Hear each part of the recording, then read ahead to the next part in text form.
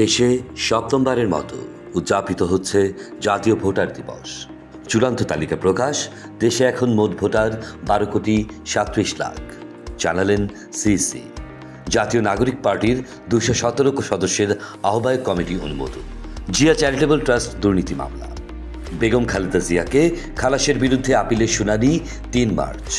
শিক্ষার্থীদের নতুন রাজনৈতিক দল গঠনের পর সরকারের নিরপেক্ষতা ইস্যুতে সজাগ থাকবে বিএনপি।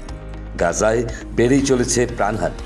ধ্বংসস্তূপে মিলল আরও 23 মরদেহ।